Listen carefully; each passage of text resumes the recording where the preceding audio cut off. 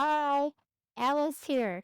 Hi, Lisa. I hear that you have some interesting information for gardeners. Yes, I have some more garden hack that what I wish I had known then, what I know now. For example, before potting, and you have dry, light soil, our containers thankfully have drain holes. But lots of times when we put our soil in it, it falls through. It's a waste. I have on hand paper, cardboard eggs that I tear sometimes, but this is just paper towels that came out of a automatic bathroom paper towel holder to put in the bottom of the container just to keep the soil from falling through. And it is biodegradable. It's just paper. It's carbon. It's going to go right back into, it'll break down eventually. But before it breaks down, it will serve the purpose of holding the soil in this pot. I like how you also use your thumbs to press the soil down. Some lightly, not compacted, too compact. And we're going to plant this jewel orchid in this little container. And they do grow very slow. I'm sticking my finger in just to make an indentation. Can I see that? Okay, there's the indentation. And they have lots of little nodes along here. So I'm going to take advantage and plant it, cover most of this so that it will have a better chance in rooting. Okay, it's almost laying down. And I'm going to come back over here and finish covering it up. And by the way it's shaped, too bad it's not in the center of the pot, but that's okay. It will have new shoots coming out eventually, and they'll fill in. And you said it'll be about 8 months? Oh, no, I would say maybe 6 months that this will stay in that pot. Oh, yes, definitely. Okay, so I like to be crowded, I meant to mention before. So when I get this home, I will need to put the date on it, unless you have a marker out here. I do. I do. Somewhere. That's okay. Yes. When I get home, I've got a marker and I'll just put the date so that I know. And now, as this is trying to root, do I mist it, or I know we're going to water it in? Another hack. Instead of buying rain barrels, and some people live in homeowner associations where they're not allowed to have rain barrels out in the front. But I'm out here in a rural, and I take advantage of a large building with a large roof, no gutters.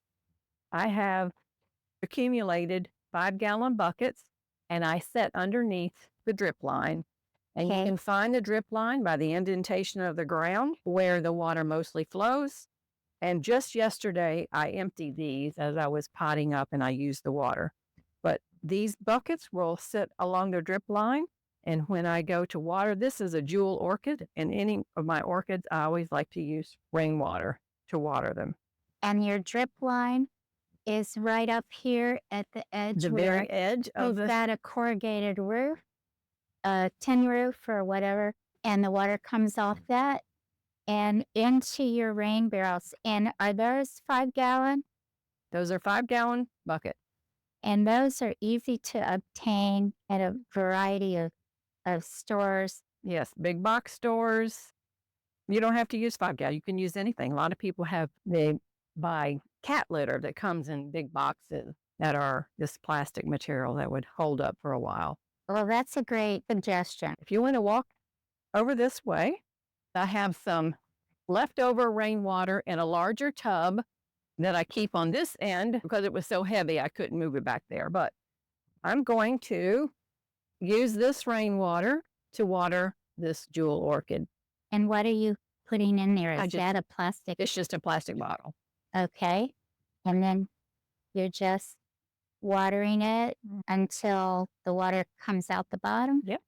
But it's going to be a while because because this soil, it was a little on the dry side. It's not saturated. I should have gotten it a little wet before I put it in here. Oh, there it goes. And here it comes. Yeah.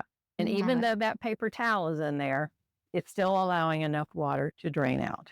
So you're giving it a good drink. Get this soil saturated. And you won't have to water this again for a good week, 2 weeks at least.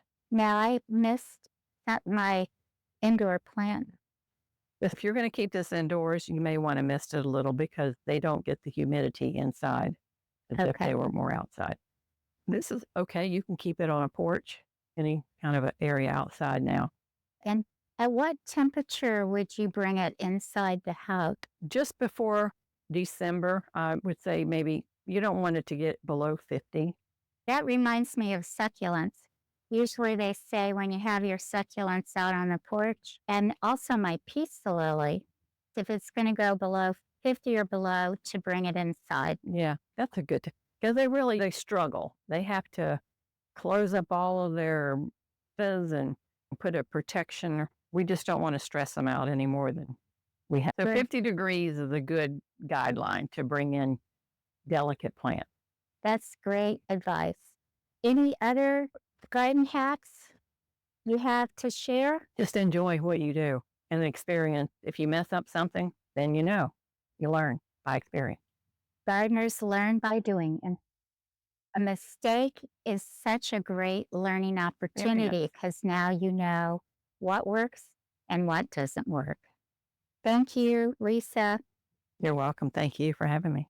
Thanks for watching. I hope you enjoyed the video. And thanks to Lisa for the gardening tips and tricks to help us be successful. If you've not subscribed, please subscribe at Garden Yay.